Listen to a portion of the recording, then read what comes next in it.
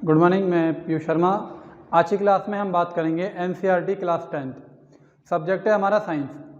इसमें जो बायोलॉजी का लेसन बनता है लाइफ प्रोसेस, उसमें मैंने आपको बहुत सारे प्रोसेस समझाए थे, ठीक है, और बहुत सारे सिस्टम मैंने बताए थे। जो आज का हमारा लास्ट टॉपिक है वो है हमारा ट्रांसपोर्टेशन इन ह्यूमन, कि मतलब मानव के अंदर परिवहन क्या है और परिवहन किस प्रकार से होता है, किस चीज़ का परिवहन होता है। आइए देखते हैं क्या है ये। तो मैंने यहाँ लिखा है बच्चों, सबसे पहले ट्रांसपोर्टेशन इन ह्यूमन। तो सबसे पहले मैं बता दूं, जो हमारे बॉडी जो है मनुष्य की जो बॉडी है उसमें ब्लड का ट्रांसपोर्टेशन होता है। मतलब ब्लड एक ऑर्गन से दूसरे ऑर्गन्स में ट्रांसफ़र होता है या एक सेल से दूसरे सेल्स में ट्रांसफ़र होता है। अब बच्चों ब्लड का हिंदी में हम कहते हैं रक्त, ठीक है। अब ये रक्त जो है, ये जो ब्लड है, इसके अंदर क्या क्या होता है मैं आपको बता दूं। इसके अंदर दो चीज़, सबसे पहले प्लाज्मा, क्या बोला मैंने, प्लाज्मा, और इधर आप कहेंगे ब्लड सेल्स।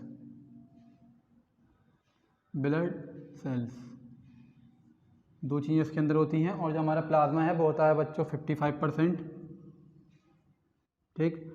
अब सिंपल चीज़ है, 100% में से 55% जो हमारा प्लाज्मा आ गया है, तो जो बॉडी सेल्स हैं वो कितनी बची, वो बची बच्चों 45%। 45% हमारी क्या बची, ब्लड सेल्स बची। और ये जो हमारा प्लाज्मा होता है, इसका जो पीएच स्केल्स होता है, मतलब जो इसकी पीएच वैल्यू होती है वो होती है 7.4।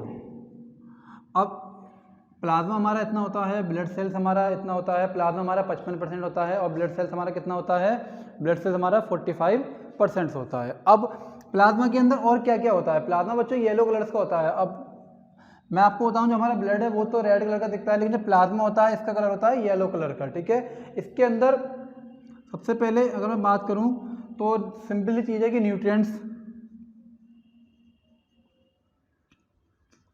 Correct, nutrients number 1। और नंबर 2, इसके अंदर न्यूट्रिएंट्स में और प्रोटीन्स भी होते हैं, फैट, ये चीज़ें आ गई। और इसके अलावा लिम्फोसाइट्स, ठीक। और मैं आपको बताऊं तो इसके अंदर हमारा प्लाज्मा प्रोटीन,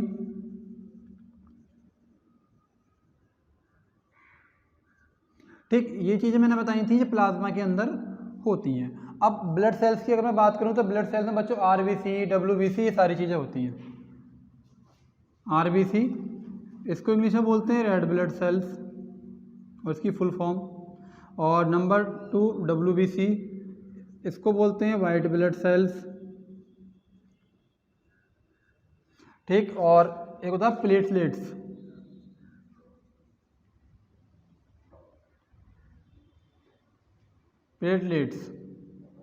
ठीक।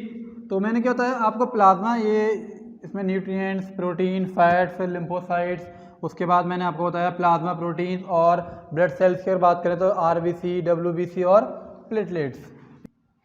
अब इसमें जो डब्ल्यूबीसी है इसको हम बोलते हैं बच्चों एक तरीके से सोल्जर ऑफ सेल्स। अब सोल्जर ऑफ सेल्स का मतलब क्या होता है बच्चों, ये हमारे जो सेल्स होते हैं, जो कोशिका होती हैं, उनकी सहायता करता है। और जो आरबीसीज होती हैं ये रेड ब्लड सेल्स होती हैं, और इसके अंदर क्या होता है बच्चों, हीमोग्लोबिन होता है, करेक्ट। और ये जो मैंने आपको बताया था प्लेटलेट्स, इनका क्या कार्य होता है, ये ब्लड को बहने से रोकते हैं, हमारे ब्लड को बहने से रोकते हैं,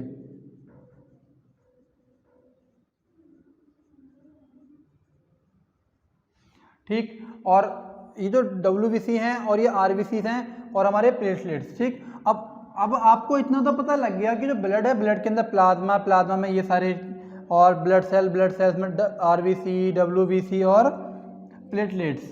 ये चीज़ मैं आपको राइट करके बता देता हूँ इस तरीके से, ठीक। अब बात आती है कि हमारी बॉडी में जो ब्लड है उसका ट्रांसपोर्ट किस प्रकार होता है, या कौन सा ऑर्गन है जो हमारी बॉडी में ब्लड को ट्रांसपोर्ट करता है, जो ऑक्सीजनेटेड ब्लड को हमारी पूरी बॉडी में भेजता है और डीऑक्सीजनेटेड ब्लड को हमारी बॉडी से बाहर फेंकता है या बाहर भेजता है।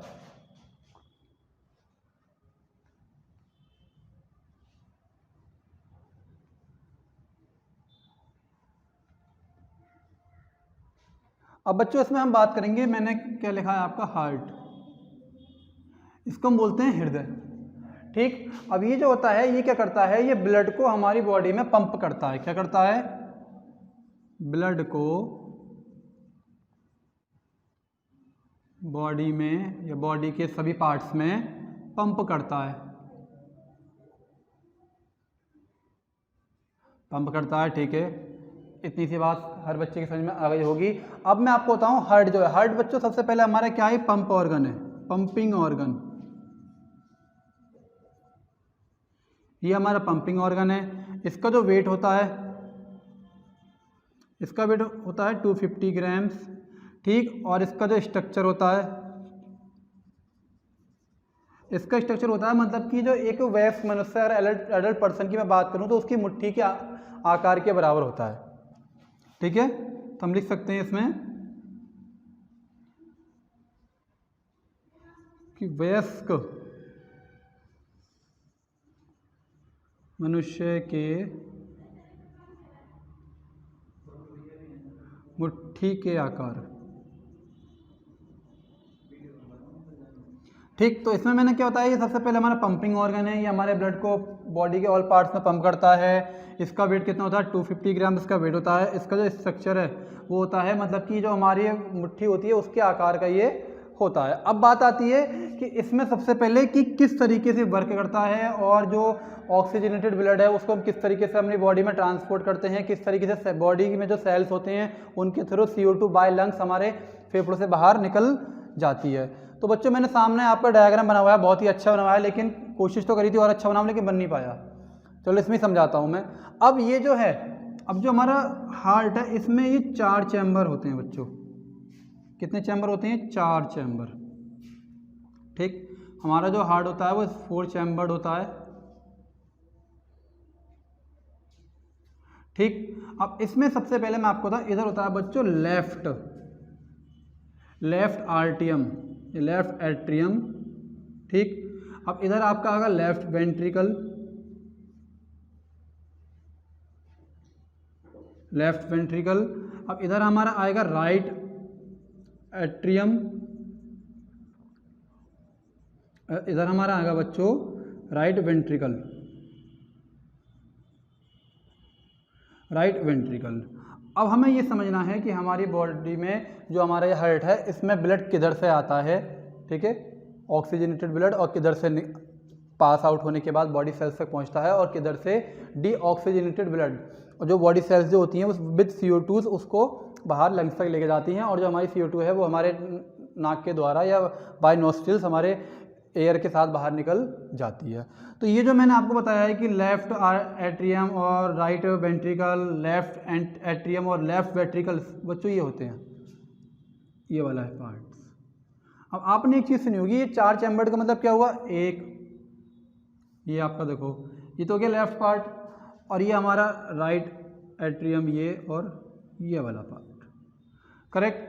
अब आपने सुना होगा इसमें एक चीज़ और होती है कि अगर मैं आपको बताऊं तो ग्रामीण क्षेत्र में बोलते हैं या हमारे दैनिक जीवन में बोलते हैं कि हमारा बाल खराब हो गया था, हमने बाल डलवाया था। अब ऐसा तो है नहीं कि जो हमारी साइकिल होती है, साइकिल में जो वो होता है ट्यूब, उसका बाल नहीं।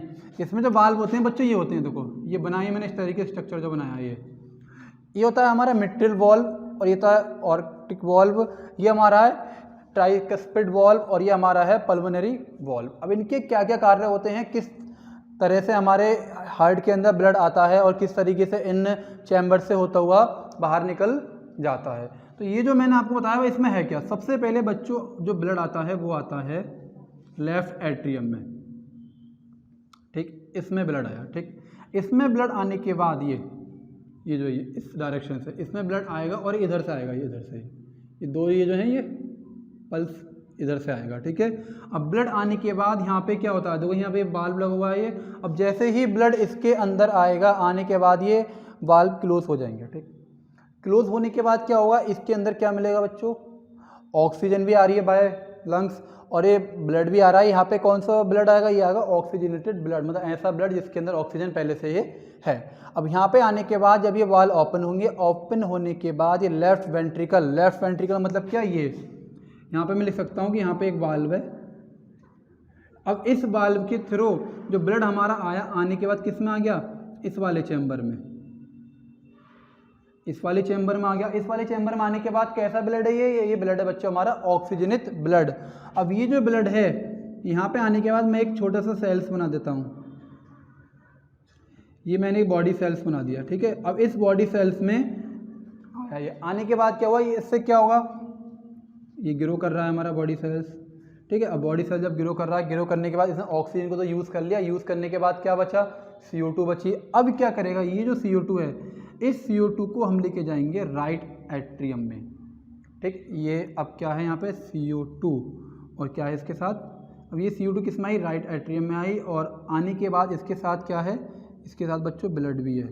यहाँ पे क्या था, यहाँ पे इस प्रोसेस में यहाँ तक तो क्या हुआ, जो ऑक्सीजनेटेड ब्लड था उसने अपना कार्य किया, कार्य करने के बाद ये बॉडी सेल्स तक आया। आने के बाद इस बॉडी सेल्स का अपना एक सिस्टम्स है, ये क्या करेगी, ऑक्सीजन को एब्जॉर्ब करेगी, एब्जॉर्ब करने के बाद CO2 और प्लस ब्लड। अभी कैसा ब्लड हो गया, डीऑक्सीजनेटेड ब्लड। अब इसमें ऑक्सीजन नहीं है, अब क्या होगा, इसको हम कहाँ लेके जाएंगे, राइट एट्रियम में, मतलब किस में, इस वाले पार्ट में। ये देखो मैंने एरो लगाए हैं, ये 2 एरो। अभी इधर से किधर जाएंगे, इस वाले पार्ट्स में, इसके थ्रू। ये 3D नहीं है बोर्ड बनना, ये आपको बहुत अच्छे समझ में आता है। ये इसमें आने के बाद ये कैसा ब्लड है, डीऑक्सीजनेटेड ब्लड है। जब यहाँ पे आने के बाद अब ये वाले जो वाल्व लग रहे हैं बच्चों, ये वाले मैंने लिखा जो है इसका नाम ट्राइकस्पिड वाल्व। अब ये ट्राइकस्पिड बॉल है। अब यहाँ पे आने के बाद अब ये जो ब्लड है डीऑक्सीजनेटेड है, अब इसमें आने के बाद किस में आएगा ये बच्चों, ये बच्चों आएगा इसमें राइट वेंट्रिकल में। और राइट वेंट्रिकल में आने के बाद ये दोबारा से कहाँ पहुँच जाएगा, मैं आपको बताऊँ तो ये हमारे कहाँ पहुँच जाएगा, लंग्स में। अब लंग्स में आने के बाद क्या होगा, ये बाय नोस्ट्रिल्स विद CO2 हमारे बॉडी से बाहर निकल जाएगा। तो बच्चों ये जो सिस्टम्स है, मतलब कि पहले ब्लड का इस चैम्बर में आना, लेफ्ट एट्रियम में, लेफ्ट एट्रियम में आने के बाद फिर वो लेफ्ट वेंट्रिकल में आता है, और किसके थ्रू आता है, इन वाल्व्स के थ्रू। ये जो मैंने वाल्व्स बनाए हैं, ये वाले और आपके ये वाले और ये वॉल्व्स जो बनाए, इन्हीं वॉल्व्स को बोलते हैं कि हमने अस्पताल गए थे और हमने वॉल्व डलवाए थे ये। क्योंकि अगर ये वॉल्व ख़राब हो जाते हैं तो हमारे बॉडी में जो ब्लड का जो सर्कुलेशन है, ब्लड का जो ट्रांसपोर्टेशन है वो ख़राब हो जाता है। तभी तो बोलते हैं कि हमें मतलब कि भारी भारी सा लग रहा है चेस्ट पे, है ना, और सही से सांस नहीं ले पा रहे और सांस नहीं ले पाते हैं, तो फिर क्या होता है कि मतलब कि वही है कि एक तरीके से हमें हृदय रोग हो गया है। ये सारी चीज़ें इस सभी प्रोसेस से रिलेटेड है। तो ये आज की जो मैंने आपको वीडियो बताई थी, इसमें ट्रांसपोर्टेशन इन ह्यूमंस ज़्यादा बड़ा टॉपिक नहीं था, बस हार्ट के बारे में था और आपके ब्लड के बारे में था कि ब्लड में क्या होता है और इसका सर्कुलेशन किस प्रकार से चलता है, ठीक है। तो अब हम आपको नए लेसन के साथ नई वीडियो मिलेंगे। तो thank you so much, see you letter.